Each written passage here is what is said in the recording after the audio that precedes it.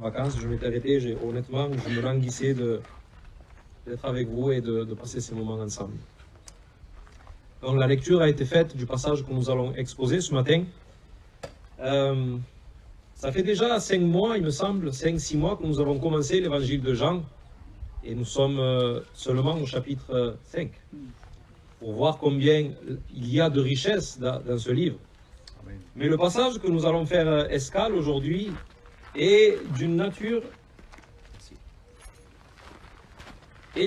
vraiment spéciale. Le passage que nous avons aujourd'hui est un des passages les plus profonds du Nouveau Testament, vraiment. Ce passage contient une profondeur que les théologiens les plus aguerris de l'histoire du christianisme ont confessé leur incapacité à sonder les profondeurs de ce livre, ou de ce passage.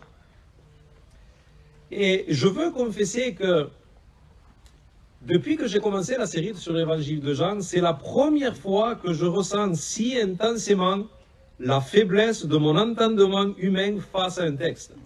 Je disais à ma femme, il y a quelques semaines de ça, quand on était en train de prendre le petit déjeuner, je me disais, devant ce texte, j'ai l'impression que je me retrouve comme devant l'Everest que je devrais escalader pieds nus. J'ai un morceau de passage ici que je sais que je n'arrive pas à sonder dans ses profondeurs. Mais je vais vous avertir qu'aujourd'hui, le message va faire chauffer nos neurones.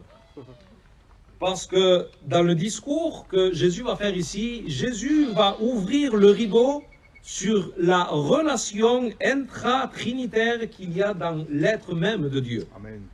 Dieu est un Dieu unique qui existe en 3 personnes, et Jésus va nous ouvrir le rideau dans l'existence de ce Dieu. Jésus va affirmer sa nature divine, va affirmer sa relation avec Dieu, son unité avec Dieu le Père, et Jésus va affirmer être le Fils de Dieu de manière claire. Maintenant, pourquoi Jésus entame un discours si profond sur son identité de Fils de Dieu? Quel est le contexte?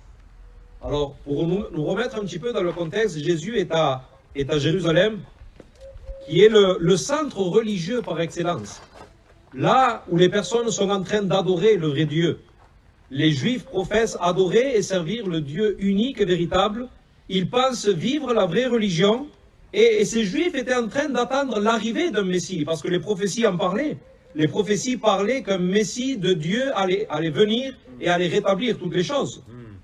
Et voici que Jésus, cet homme, apparaît sur la scène de l'histoire, faisant des œuvres et des signes extraordinaires. Souvenez-vous, il y a quelques semaines de cela, Jésus vient de faire un miracle extraordinaire à la piscine de Bethesda. Il y a un homme qui est paralytique depuis 38 ans, et il va guérir ce paralytique simplement par l'autorité de sa parole, par la puissance de sa parole. Et les œuvres de Jésus témoignent que Jésus est le Messie. Maintenant, que devraient faire les Juifs qui adorent l'unique vrai Dieu, l'unique Dieu véritable, en voyant arriver le Messie de Dieu? Que devraient-ils faire? Eh bien, le recevoir avec joie, l'honorer, se soumettre à lui. Mais que va faire le peuple juif? Au verset 16, nous lisons, « C'est pourquoi les Juifs poursuivaient Jésus, parce qu'il faisait cela pendant le sabbat. » Ils voulaient même le tuer. Ici, nous avons un problème. Nous sommes dans le centre religieux par excellence. Nous sommes à Jérusalem. Il y a l'élite de la vraie religion qui croit à l'unique Dieu véritable. Et quand le Messie apparaît, ils s'opposent au Messie. Ils ne l'honorent pas. Au contraire, ils poursuivent le Messie de Dieu pour littéralement lui ôter la vie. Voici le contexte qui provoque le discours de Jésus. Ces personnes pensent être de vrais adorateurs du Dieu vivant. Mais devant les œuvres du Messie, ces personnes se révoltent. Ils s'opposent au Messie et ils ne l'honorent pas. Alors Jésus, qu'est-ce qu'il va faire? Il va clarifier son identité et sa relation avec le Père. Jésus va mettre le doigt dans le cœur du problème.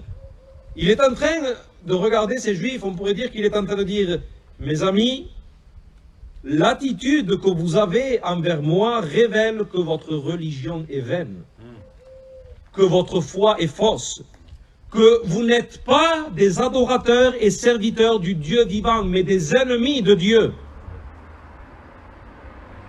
Ne savez-vous pas que celui qui n'honore pas le Fils n'honore pas le Père? Combattre le Fils, c'est combattre contre l'unique Dieu vivant. Frères et sœurs et amis ici présents, comment peut-on déterminer l'authenticité d'une religion? Comment je peux déterminer la réalité de votre christianisme, de mon christianisme? Comment peut-on savoir si je suis encore dans la condamnation ou si mes péchés ont été pardonnés? Comment peut-on savoir si je suis en direction du ciel ou de l'enfer? Comment je peux savoir si même en étant baptisé et en étant membre de cette église, tu n'es pas perdu? Comment tu peux le savoir? Cela dépend de comment tu vas répondre ce matin à cette question très simple et très directe. Ne vous laissez pas distraire. Voici la question à laquelle tu dois répondre ce matin. Honores-tu Jésus comme étant le Fils de Dieu? Est-ce que tu l'honores? Nous allons voir dans ce passage 5 vérités de ce que cela signifie que Jésus est le Fils de Dieu et pour quelles raisons nous devrions l'honorer tous aujourd'hui. Première raison, le Fils est l'égal de Dieu. Il est important de noter que lorsque Jésus va répondre à ce discours, il répond comme s'il était dans un tribunal. Cela prend comme une forme juridique devant ses accusateurs. La défense de Jésus est en 2 parties. Premièrement, lui-même va parler de son identité du verset 16 au verset 30. C'est ce que nous allons voir aujourd'hui. Et ensuite, il va faire appel à des témoins pour confirmer son identité du verset 31 au verset 47. Donc ici, nous sommes comme dans une déclaration légale devant un tribunal. Maintenant, de quelle chose est accusé Jésus? D'avoir fait une œuvre de guérison le jour du sabbat. D'avoir travaillé le jour où les hommes mortels ont la prohibition de travailler parce que Dieu leur a ordonné, le Créateur, de se reposer ce jour-là. Comment répond Jésus à cette accusation? Est-ce qu'il va défendre le fait qu'on peut faire des œuvres de miséricorde le jour du sabbat? Non, il ne va pas répondre de cette manière. Il aurait pu le faire parce qu'il n'a pas violé le sabbat. Mais regardez comment il répond. Verset 17. Mais Jésus leur répondit, « Mon Père travaille jusqu'à présent, et moi aussi, je travaille. » Je vais juste mettre ça.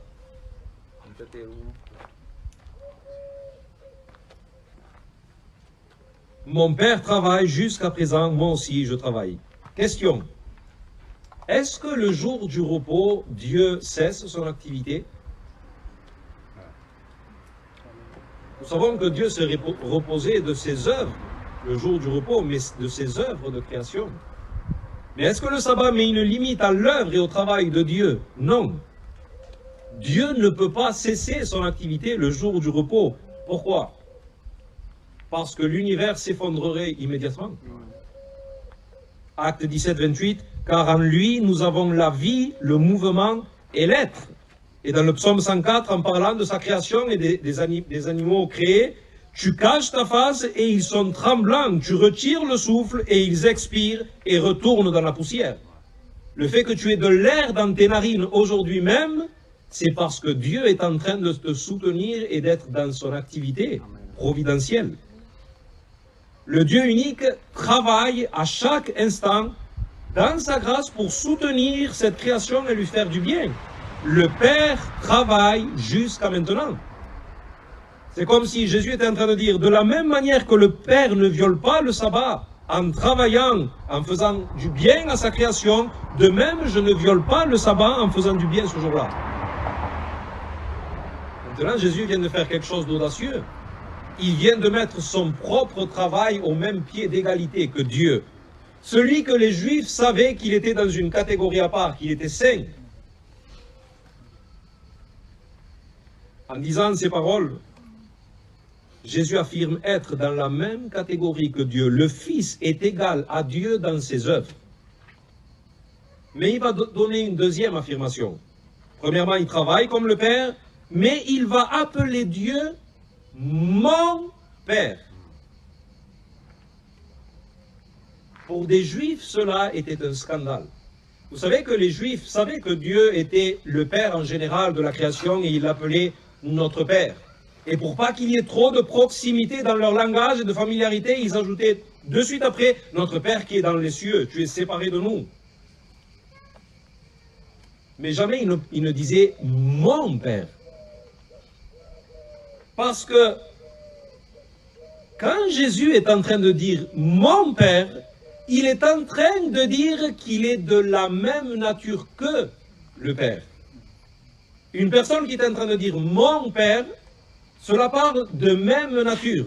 Cela est en train de parler de proximité avec l'être, avec l'existence. Verset 18. À cause de cela, les Juifs cherchaient encore plus à le faire mourir, non seulement parce qu'il violait le sabbat, mais parce qu'il disait que Dieu était son propre Père, se faisant ainsi lui-même égal à Dieu. Les Juifs avaient très bien compris. Que Jésus affirmait « Je suis de la même nature que Dieu ». Pourquoi maintenant ces paroles sont un problème pour les Juifs? Parce que ces paroles sont en train de pulvériser en morceaux la conception que les Juifs avaient du Dieu unique. Vous vous souvenez quelle était la confession du peuple d'Israël? Deutéronome 6.4, « Écoute, ô Israël, l'Éternel, notre Dieu, est le seul éternel. Il n'y a pas d'autre Dieu, il n'y a qu'un seul Dieu. » Mais voici que la révélation que Dieu a fait de lui-même dans l'histoire a été progressive. Mais voici que le moment est venu où Dieu désire nous donner un peu plus de révélation à son sujet. Maintenant, Dieu va nous donner une révélation ultime en ce qui le concerne. C'était comme si Jésus nous disait, voyez-vous, venez voir, le Dieu vivant et unique qui existe d'éternité et éternité, dans une sainteté qui est brûlante. Venez, je vais lever le voile et je vais vous faire pénétrer dans l'existence du Dieu unique et vous révéler ce qui n'a pas encore été révélé. Et qu'est-ce qui n'a pas encore été révélé? C'est que ce Dieu unique existe avant tout et éternellement en tant que Père. Nous arrivons à une partie du sermon qui est assez profond. Il nous faudra faire un petit peu d'effort mental, mais cela, croyez-moi, cela en vaut la peine. Que signifie que Dieu existe en tant que Père? Qu'est-ce qu'un Père? Eh bien, un Père donne la vie, engendre des enfants. Ce que Jésus est en train d'affirmer, c'est que de toute éternité, Dieu est débordant de vie. Il est générateur de vie. C'est ce que Dieu est dans son identité la plus fondamentale. Il est Père. Comme une fontaine doit laisser jaillir de l'eau, ainsi le Père doit par nature répandre la vie. Maintenant, si Dieu existe de toute éternité comme étant un Père qui engendre la vie, et nous savons par notre frère Océite, il nous a enseigné que Dieu est celui qui est, il ne change pas. D'accord? Ce qu'il a été, il a toujours été, il est maintenant et il le sera pour l'éternité. Donc cela signifie que de toute éternité, le Père engendre le Fils. De toute éternité. Quand est-ce que moi j'ai commencé à être père? Quand j'ai eu ma fille aînée, Naomi, lorsque j'ai eu, il me semble, 21 ans, Pierrette? C'est ça, j'avais 22? Ok? 22 ans, j'ai commencé à être père. Mais Dieu est père de toute éternité. Qu'est-ce qui a fait de moi un père? La naissance de ma fille. Qu'est-ce qui fait de Dieu un père? Le fait qu'il engendre un fils. Et depuis quand le Père est père? De toute éternité.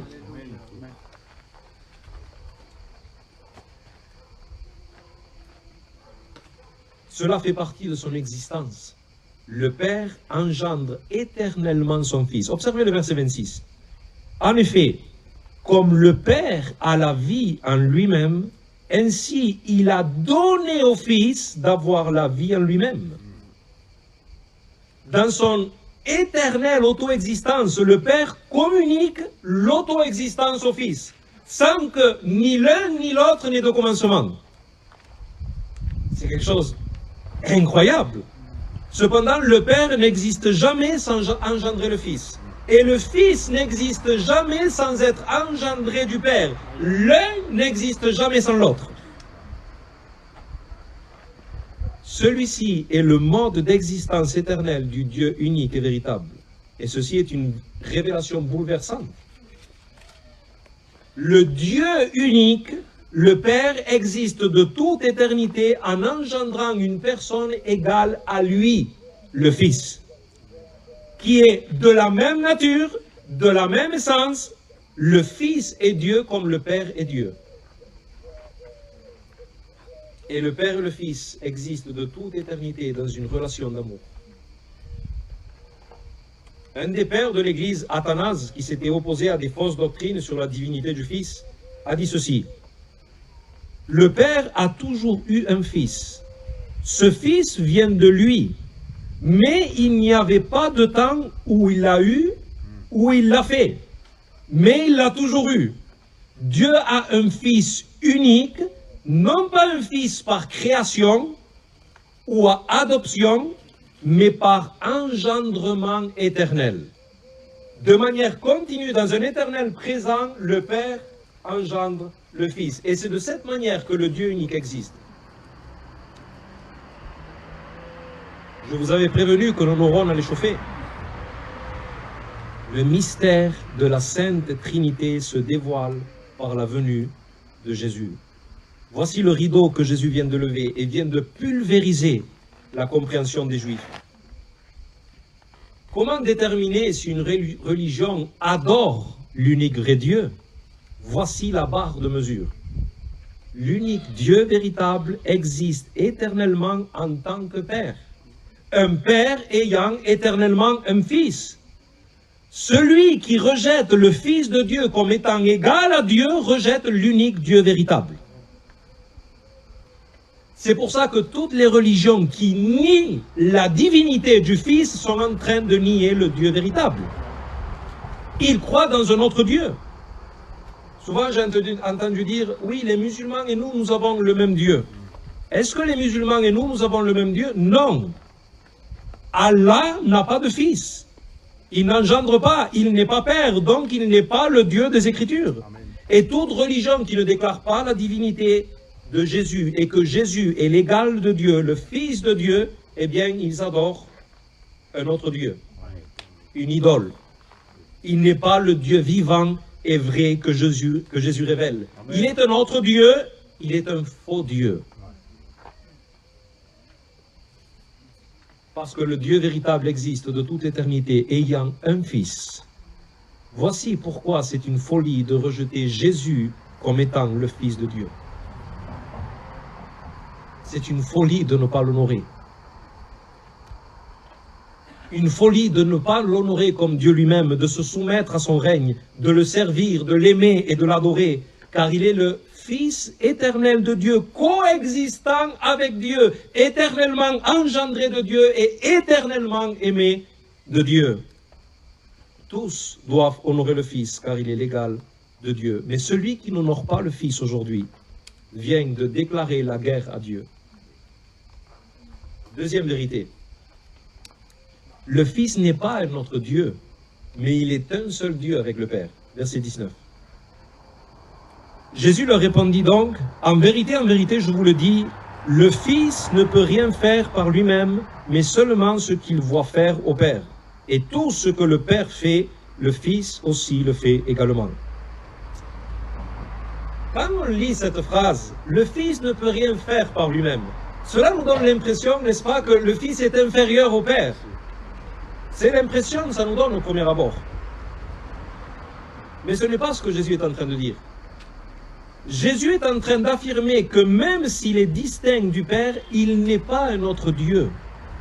Il y a une telle unité entre le Fils et le Père qu'il ne peut rien faire indépendamment du Père. Il est un avec lui. Laissez-moi vous donner un exemple. Imaginez qu'un jour, je veux acheter une maison, je vais visiter une maison, je vois le vendeur, et il me dit, est-ce que cette maison vous plaît? Je dis, oui, elle me plaît. Et il me dit, est-ce que vous voulez signer l'accord de compromis de vente? Et moi, là, je vais dire, je ne prends jamais de telles décisions sans ma femme. Je ne peux rien faire sans elle. Ou je ne fais rien sans elle. Question, est-ce que je suis en train de parler de mon infériorité à elle? Ou de mon incapacité à le faire? Non. Je parle de mon unité avec elle. De ma dépendance avec elle, l'un à l'autre que nous avons, du commun accord que nous avons. Donc ici, quand Jésus est en train de dire le Fils ne peut rien faire par lui-même, mais seulement ce qu'il voit faire au Père, il parle de son intimité, de son unité avec le Père. Il n'est jamais indépendant du Père. Mais Jésus va ajouter encore une deuxième vérité. Il dit, le Fils ne peut rien faire par lui-même, mais seulement ce qu'il voit faire au Père, et tout ce que le Père fait, le Fils aussi le fait également. Que veut dire cette étrange phrase? Que Jésus voit faire le Père. Eh bien, ces paroles sont en connexion avec le chapitre 1 et le verset 18 de Jean, lorsqu'il est écrit « Personne n'a jamais vu Dieu, le Fils unique qui est dans le sein du Père est celui qui l'a fait connaître. » Lorsqu'on parle de voir une personne, on parle de connaître la personne, de saisir qui elle est. Ça vous est jamais arrivé on vous a parlé d'une personne mais vous ne l'avez jamais vue, mais le jour où vous voyez cette personne, qu'est-ce qui se passe? Vous venez de capturer qui elle est. Je la vois, je capture tout ce que cette personne est. J'arrive à l'englober dans ma vision, ok? Mais Dieu est infini. Comment tu peux faire pour voir quelque chose d'infini? Pour le capturer? Nul ne peut le voir. Nul ne peut le saisir totalement. Nul ne peut le connaître de manière complète et totale. Seulement celui qui existe éternellement auprès de lui. Seulement lui, Jésus est le seul qui peut voir l'infinitude du Père. Il est le seul qui peut capturer tout ce que le Père est dans son être et nous le rayonner, nous le montrer, nous le révéler. Le Fils est le seul qui rend visibles les œuvres du Père. Il est le révélateur ultime du Père. Il connaît parfaitement le Père et le reflète parfaitement. Le Fils fait ce qu'il voit faire au Père, ce qu'il connaît du Père, et il révèle exactement et de la même manière que le Père fait. Verset 20, car le Père aime le Fils et lui montre tout ce qu'il fait. Il lui montrera des œuvres plus grandes que celles-ci afin que vous soyez dans l'étonnement. Souvent, peut-être ça vous est arrivé, vous passez devant une boulangerie et c'est écrit « Artisan, boulanger, de père en fils ». Vous avez déjà vu cette expression? Que veut dire cela? Cela veut dire que le savoir-faire et la qualité de travail, la technique et le secret de l'art du Père, par amour, a été totalement dévoilé à son Fils. Et son Fils, maintenant, peut reproduire exactement le même travail que son Père, avec la même qualité et avec le même savoir-faire. Cela peut nous aider à comprendre, mais on reste court sur ce que veut dire cette vérité. Quelqu'un va le dire de cette manière. Ce n'est pas une question de simple imitation. Le Fils fait exactement la même chose que le Père. Les choses que Dieu fait sont les choses que Jésus fait. Et les choses que Jésus fait sont les choses que Dieu fait. La grande vérité au sujet de Jésus est qu'en lui, nous voyons Dieu. L'union est donc absolue. Toute sa vie et toutes ses actions sont l'expression de la vie et l'action du Père. Pour le dire dans les mots de la Bible, le Fils est le rayonnement exact du Père. Il est l'expression même de sa personne, l'empreinte de sa personne. J'aime bien un exemple parce qu'il est utile d'utiliser des exemples pour nous aider. Cette vérité est trop profonde. On est en train de nager ici dans des vérités où on n'a pas pied. Et on peut essayer. Le Seigneur nous a dit de l'aimer avec tout notre entendement. Quelqu'un va le dire comme cela.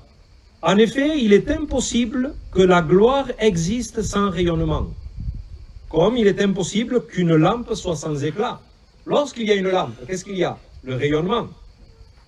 Et il dit, le Père n'est jamais sans le Fils, mais comme dans le cas d'une lampe, il est dans la nature du Père de rayonner son Fils. Et de la même manière, il est dans la nature du Fils d'être le rayonnement de son Père.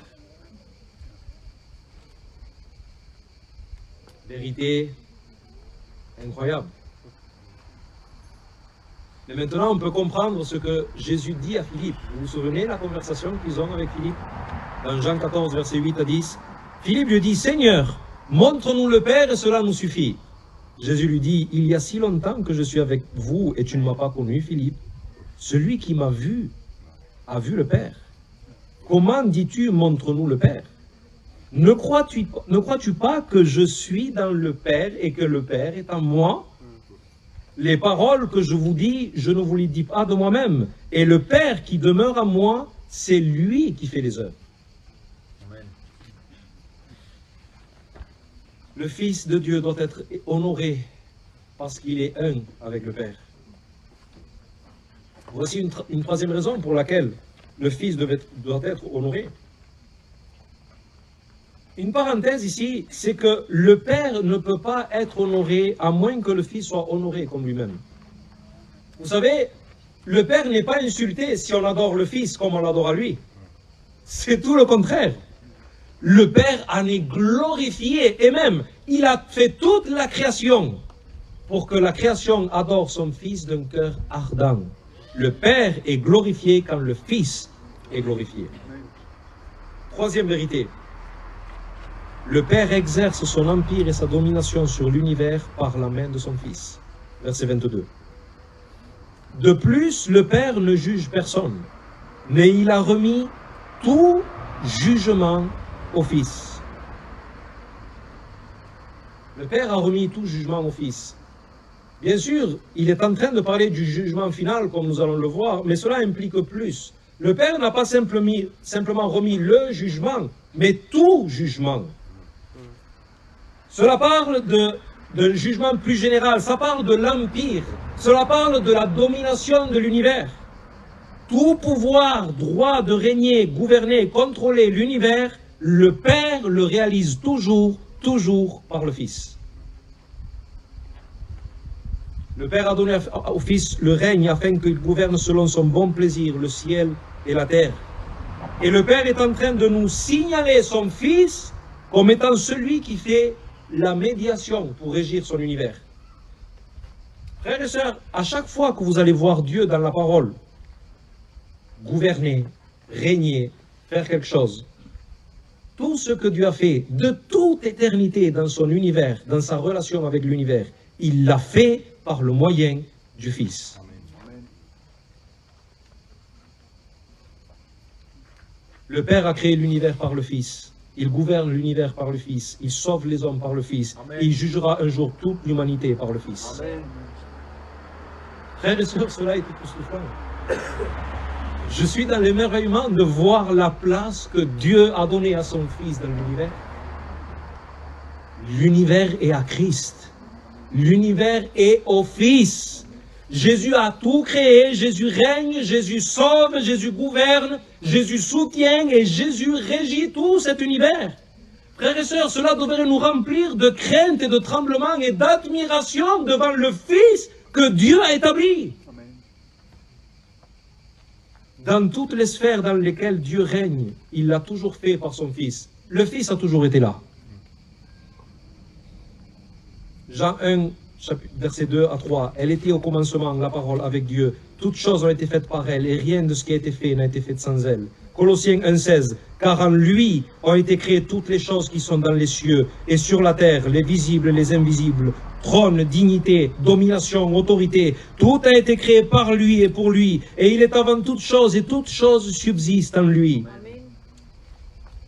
Et même dans la création, nous avons un passage dans le livre des Proverbes où la sagesse est personnifiée comme étant une personne. Mais cette personne est le Fils de Dieu. Regardez ce qui est écrit dans Proverbe 8, 25. Avant que les montagnes soient affermies, avant que les collines existent, je fus enfanté. Il n'avait encore fait ni la terre, ni les campagnes, ni le premier atome de la poussière du monde. Et j'étais à l'œuvre auprès de lui. Et je faisais tous les jours ses délices, jouant sans cesse à sa présence.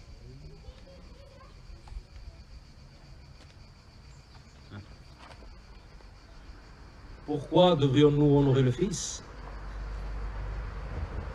Parce que l'univers entier est régi par sa main. La Bible est claire, le Fils est exalté et il est souverain sur toutes les choses. Son pouvoir n'a pas de limite et il n'y a pas un centimètre carré dans cet univers où il peut poser le pied et dire « cela m'appartient ».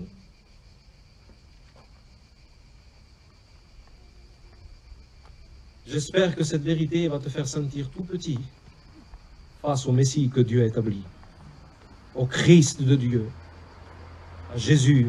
N'essaye pas aujourd'hui de combattre contre lui, de peur que sa colère ne s'enflamme. Tu dois l'honorer et le chérir maintenant. Nous avons déjà vu pourquoi Jésus doit être honoré comme Dieu lui-même. Qu'est-ce que nous avons dit? Car il est l'égal de Dieu. Deuxièmement, il est un avec Dieu. Troisièmement, parce que l'univers entier est gouverné par sa main. Quatrièmement, le Fils a autorité et pouvoir pour donner vie et sauver maintenant à qui il veut. Verset 21. En effet, comme le Père ressuscite les morts et les fait vivre, de même aussi le Fils fait vivre qui il veut. Le Fils fait vivre qui il veut. Jésus est en train de s'attribuer des choses que seulement appartiennent à Dieu. Seulement Dieu a le pouvoir de faire vivre. À un moment donné, dans le livre de Deutéronome 32, il est écrit « Sachez donc que c'est moi qui suis Dieu et qu'il n'y a point de Dieu près de moi. Je fais vivre et je fais mourir. » Jésus n'est pas en train ici de parler comme un prophète qui va faire revivre une personne selon ce que Dieu veut. Jésus dit, je donne la vie à qui je veux. Aucun prophète ne parle comme ça. Il parle comme ayant la souveraineté absolue pour donner la vie à qui le veut selon son bon plaisir. Et comment je peux savoir que cet homme a ce pouvoir de donner la vie? Vous vous souvenez le miracle qu'il vient de faire quelques instants auparavant? À combien de malades a-t-il guéri ce jour-là? Un seul, à la piscine de Bethesda. Est-ce que c'est le malade qui est venu chercher Jésus? Non. Jésus est entré là, dans cette piscine, et il est venu comme celui qui a autorité pour donner la vie à qui il veut. Il a posé son regard de compassion sur un seul homme, et il lui a dit avec autorité, « Lève-toi », lui dit Jésus. Vous savez que veut dire « lève-toi » ? Cela vient de la racine « ressuscite », « reprends vie ». Ce miracle était un aperçu qui confirme son autorité pour donner la vie à qui il veut. Maintenant, que signifie que Jésus, le Fils de Dieu, peut donner la vie maintenant? Verset 24. Cela signifie deux choses. En vérité, je vous le dis, celui qui écoute ma parole et qui croit à celui qui m'a envoyé a la vie éternelle et ne vient pas en jugement, mais il est passé de la mort à la vie. Cela veut dire que le Fils de Dieu a l'autorité pour nous libérer du jugement de la condamnation, de la mort éternelle. Être libéré du jugement et échapper de la mort éternelle, de l'enfer, c'est avoir la vie éternelle. Et Jésus est l'unique qui a cette autorité pour libérer maintenant. Il peut le faire maintenant, avant même qu'on arrive dans le tribunal. Il peut te gracier maintenant, il peut te pardonner, il peut te justifier. Donc la vie que Jésus donne, c'est cette vie qui est libérée de la mort éternelle. Mais aussi, c'est ce qu'on appelle la vie de résurrection. C'est ce que la Bible appelle la vie de régénération. C'est cette vie qui va annuler les effets du péché, de la malédiction, de la chute, de la mort. C'est une vie où le péché, la mort et le diable n'ont plus d'emprise. Frères et sœurs, pourquoi certains d'entre vous ont changé de vie?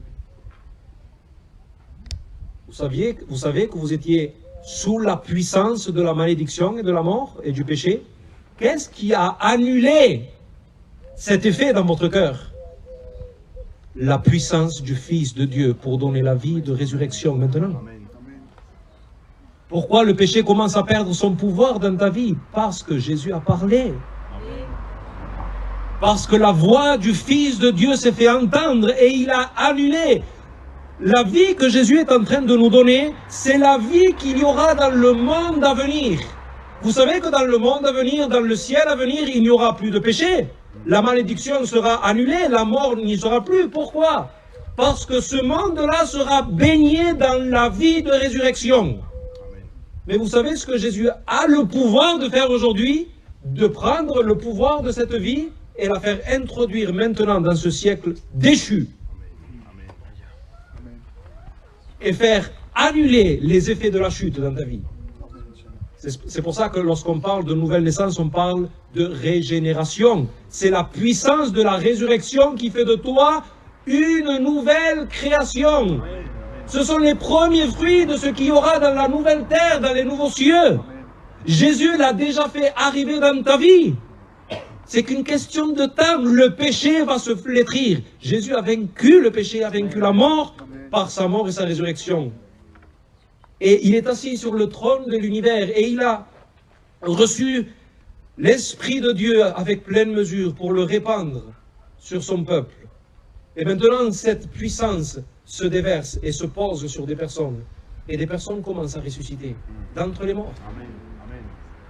Des personnes attachées qui mordent la poussière, maintenant ont levé les yeux et vivent pour la sainteté, pour la justice.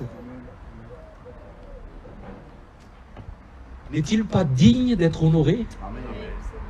N'est-il pas digne que notre cœur brûle d'adoration pour lui?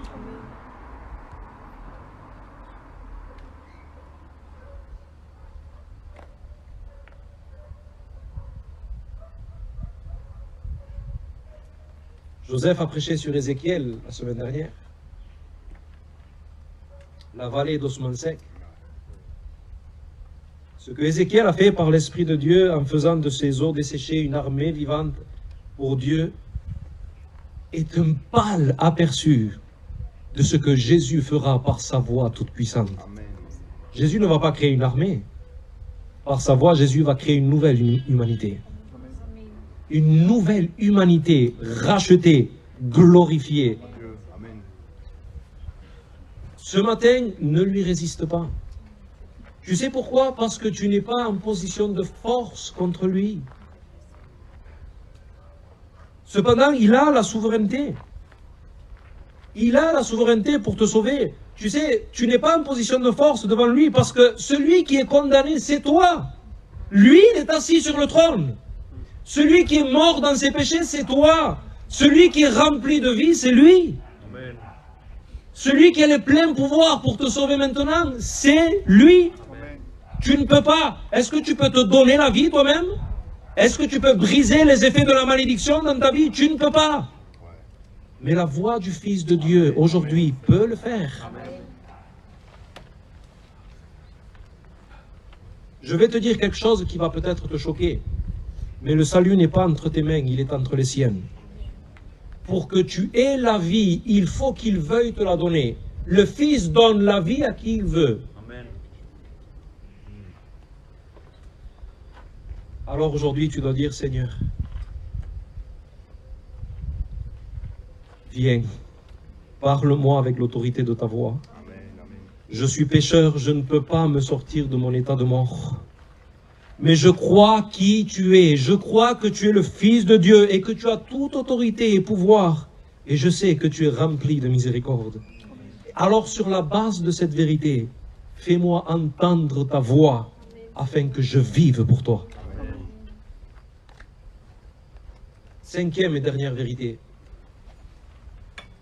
Le Fils a autorité et pouvoir pour tous nous convoquer et juger au jour final et sceller notre destin éternel. Versets 26 à 30. En effet, comme le Père a la vie en lui-même, ainsi il a donné au Fils d'avoir la vie en lui-même. Et il lui a donné le pouvoir d'exercer le jugement parce qu'il est Fils de l'homme. Ne vous en étonnez pas, car l'heure vient où tous ceux qui sont dans les tombeaux entendront sa voix. Ceux qui auront fait le bien en sortiront pour la résurrection et la vie. Ceux qui auront pratiqué le mal pour la résurrection et le jugement. Moi, je ne peux rien faire par moi-même. Selon ce que j'entends, je juge. Et mon jugement est juste parce que je ne cherche pas ma volonté, mais la volonté de celui qui m'a envoyé. Parce que Jésus a la vie en lui-même. Et parce qu'il a une autorité et une puissance telle, tous ceux qui sont morts depuis le premier Adam, jusqu'au dernier homme qui vivra, lorsque la voix du Fils de Dieu se fera entendre, la puissance de sa parole fera que tout homme, toute femme, tout enfant, vieillard, se tiendront debout, pleins de vie devant son trône, convoqués. Souvent, il nous est arrivé d'être convoqués, d'avoir raté un rendez-vous, n'est-ce pas? Et on peut faire un mot d'excuse. Mais crois-moi que ce jour-là, tu seras là. Tu ne pourras pas rater cette convocation. Parce que lorsque le Fils parle, alors les choses arrivent. Les choses se produisent. Même ceux qui ont fait la sourde oreille à l'Évangile ce jour-là entendront bien comme il faut la voix du Fils de Dieu et sentiront et verront la puissance de sa force. Acte 17:30, Dieu, sans tenir compte des temps d'ignorance, annonce maintenant à tous les hommes en tout lieu qu'ils aient à se repentir. Parce qu'il a fixé un jour où il jugera le monde selon la justice, par l'homme qu'il a désigné, ce dont il a donné à tous une preuve certaine en le ressuscitant des morts. Frères et sœurs, amis ici présents, Dieu n'a pas seulement fixé le jour du jugement, mais il a fixé et désigné l'homme par lequel le jugement arrivera. Il faut que tu saches, tu ne vas pas te tenir devant un esprit flottant et invisible le jour du jugement. Tu te tiendras devant un homme.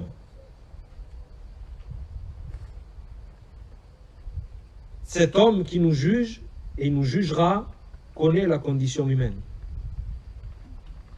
Il est venu une première fois pour accomplir le salut du monde.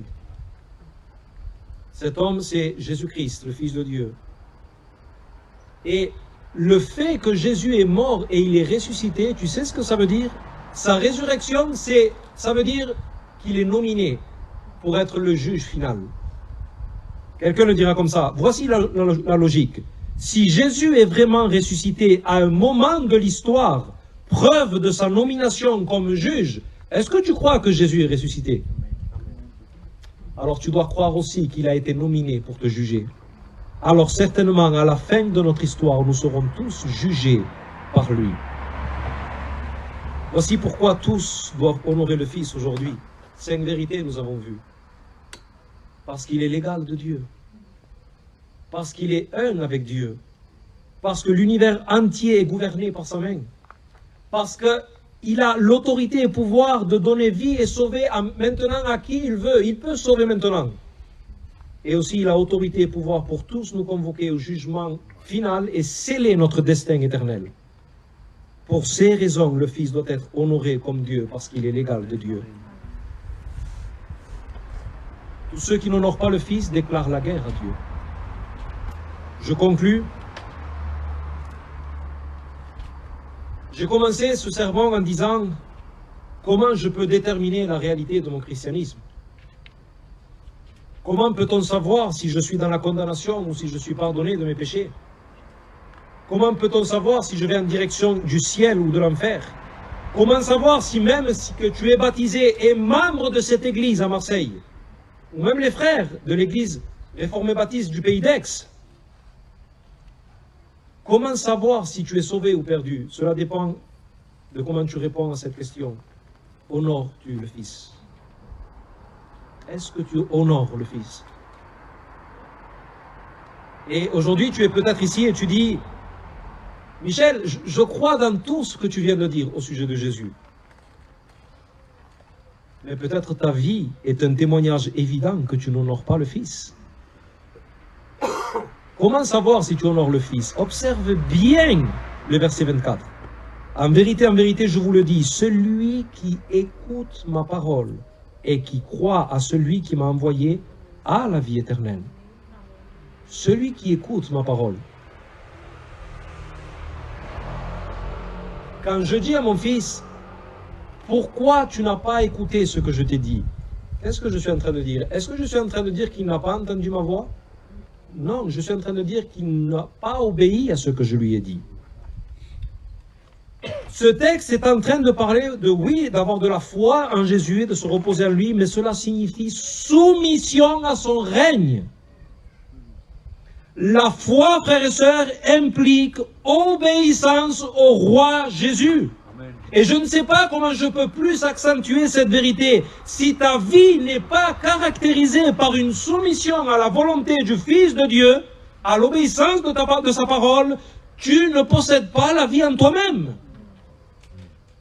Tu n'honores pas le Fils. Tu n'honores pas le Fils. Il doit régner. Jésus sauve en régnant. S'il ne règne pas, il n'y a pas de salut. Amen. Et je crains que parmi vous, il y ait des personnes qui soient dans ce cas de figure. Est-ce que tu prends au sérieux les exigences du roi Jésus? Qu'est-ce qui gouverne ta vie? C'est simple si tu le dis avec des paroles. Qu'est-ce qui gouverne ta vie? Celui qui est en train de gouverner l'univers ou c'est toi-même? C'est tes propres paramètres? Ou tu vis ta vie comme bon te semble? Quels sont les paramètres dans ta vie de tous les jours, dans ton foyer, dans ton travail? Dans ta manière que tu utilises ton argent, dans ta relation avec ton église? Quels paramètres gouvernent ces choses? Les tiens? Ou les paramètres de celui qui est assis sur le trône? Tu ne peux pas traiter ton épouse ou ton époux, ton argent, ton église, ton travail comme bon te semble et confesser de ta bouche « Honneur au roi Jésus ». C'est simplement un mensonge. Simplement. Il n'y a pas de différence entre toi et ceux qui nient la divinité de Jésus. Tu es dans leur camp si tu n'honores pas Jésus avec ta vie. Tu n'honores pas le Fils de Dieu. Et au dernier jour, tu seras convoqué par sa voix et tu te tiendras debout devant lui. Ceux qui auront fait le bien, voici ce qui va déterminer. Ceux qui auront fait le bien et ceux qui auront fait le mal. Ces choses démontreront si tu as honoré ta vie, si tu as honoré Jésus par ta vie maintenant. Il n'y a pas de neutralité devant le Fils. Soit tu l'honores, ou soit tu es comme les Juifs, tu le poursuis pour l'éliminer. Je vous exhorte aujourd'hui, honorez le Fils. Amen. Honorez le Fils. Honorer le Fils, c'est honorer sa parole. C'est honorer son règne. C'est vivre pour sa cause, pour sa gloire. Celui qui honore le Fils a la vie éternelle. Et je finis avec ces paroles. Servez l'Éternel avec crainte. Soyez dans l'allégresse, en tremblant. Embrassez le Fils, de peur qu'il ne se mette en colère. Et que vous ne périssiez dans votre voie, car sa colère est prompte à s'enflammer. Heureux tous ceux qui se réfugient en lui. Ainsi a parlé l'Éternel ce matin. Vous pouvez prier le Seigneur.